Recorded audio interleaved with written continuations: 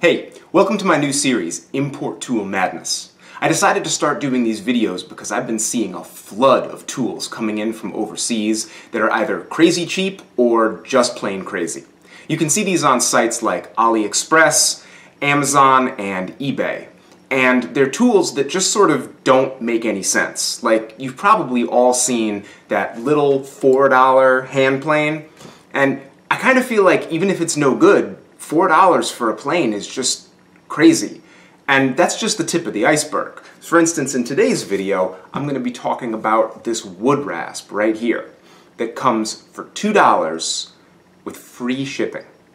Now, the part that I don't get is how do you make a tool like this and ship it from China to America for $2 and make a profit? That business model does not make any sense to me. It sounds like an excellent way to go bankrupt. But since that's not my problem, and I'm really interested in woodworking, I guess I'll just review the tool.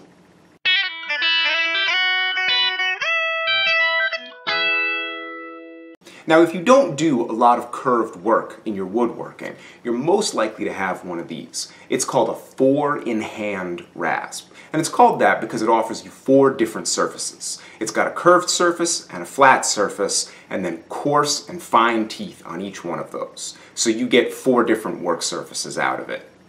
A rasp like this is handy because the curved section, especially with the coarse teeth, will take away a lot of material if you need to make an indentation or a cove into a piece of wood. And then the finer teeth will allow you to refine that, maybe leave a scalloped edge on a board or add some sort of decoration. And you can use the flat side of the rasp to round off corners or sharp edges and give things a more pleasant feel to the hand. Now, this rasp leaves a pretty coarse surface even when you're using the fine teeth, so you use this mostly for faster stock removal, and then you come back with something like sandpaper to smooth over your work. This style of rasp does have a lot of shortcomings, but it's inexpensive and durable and relatively versatile. So I own 3 or 4 of them. I keep a couple around the shop and one in my travel toolbox that I might take with me on an installation job. They only cost usually $8 to $12. I'll leave a link to a couple of good ones down in the description. If we're comparing this rasp to our mysterious Chinese $2 import, what we need to know is, does this offer any kind of advantages in performance that make it worth getting rid of the 4 different surfaces you get with the standard 4-in-1 rasp? Or is the cheapness a big enough factor to make us get rid of this rasp in order to buy this one instead? So let's find out. Let's start with the construction. This rasp is basically a hardwood stick, looks like something similar to oak, and it's wound around the top with this abrasive, sharp wire. And honestly, I've never seen anything like this material before. The only thing it even reminds me of is like the razor wire that you see on top of fences sometimes. So if anybody watching knows what this stuff is, please leave me a comment and give me a clue, because I am very curious about it. Now, one detail I do want to point out is the whole thing has a nice, subtle curvature to it this way. So when you're holding it, there's a slight curve to the rasp, which does help you present it to the work better.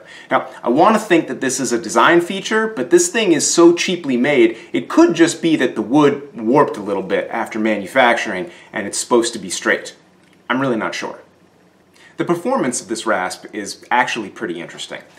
It's only got 1 tooth size on the entire tool, so you don't get the coarse and fine surfaces that you get with the traditional rasp. But this tooth style is kind of a compromise between the two of them. It removes stock pretty quickly and leaves a decent finish. You still need to follow it up with sandpaper to get something that's really complete looking, but it's a pretty good mix of aggressiveness and fineness of the surface. I wanted to put this thing through the same paces that I did the traditional rasp, so I tested it in making decorative coves on the edge of a board, and I found that when I was doing that, this rasp offered a little bit more control because it's got a flat side here, which lets you do a more wide sort of scallop, and then you can turn it on the edge and use this more radiused side to do a much narrower and deeper detail. So you get a little bit more versatility out of it that way. It doesn't have a wide flat surface like the other Rasp does, so it's a little bit slower when you go to round over a corner or ease an edge, but this surface is still mostly flat, so you can do that job pretty well. And again, the surface is a little bit finer than you get with the coarse teeth on the 4-in-hand Rasp.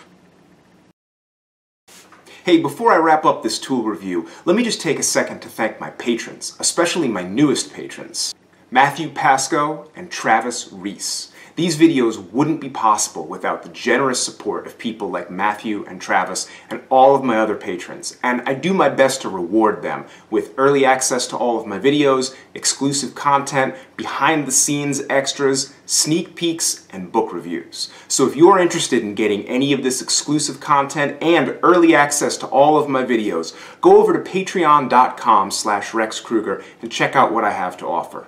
And thanks so very much for the support that makes these videos possible. So I'll be honest, for $2, I was really not expecting anything out of this tool. I just bought it with pocket change for fun to see what it was. But I'm kind of surprised at how well it works. The design is weird, to say the least, but I get pretty good results with it, and I could easily see myself doing a standard task like shaping the handle of a plane or a saw using a Rasp like this. It would work fine.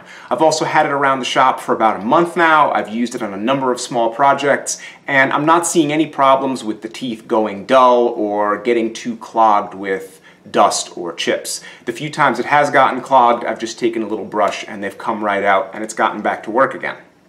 I don't know if I'd say this Rasp would all the way replace the 4-in-hand Rasp. I'm pretty fond of that tool, and I'm probably going to keep using it. But what this tool does have going for it is that it's extraordinarily cheap, and it's very lightweight. It probably weighs about a quarter of what that Rasp does. And also, since there are no teeth on the handle, it is much more comfortable to hold for long periods of time without a glove on.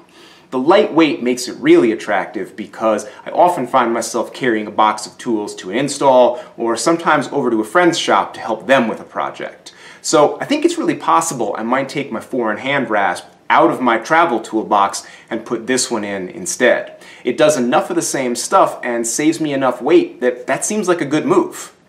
Overall, I'd say if you have the slightest interest in owning more than one Rasp, I think $2 is a really fair price to pay for something like this. It's actually more than fair, it's pretty insane. And generally, I would recommend getting one of these. Now, I've included a link to AliExpress, which is where I got this from, and that is an affiliate link. I am new to their affiliate program, and I'm really interested in knowing how their customer service is and how they treat my viewers. The shipping on these is quite slow. It takes 2 or 3 weeks to get to you, and that's probably part of why they can offer it for $2. But if you have any other problems with the customer service you get from any of these sites, please let me know in the comments, because if these companies aren't doing right by my viewers, I'm not going to continue to do business with them. And if you do get one of these, let me know how it's working out for you. I'm really curious how other people might use this absurdly cheap tool. Anyway, thanks for watching.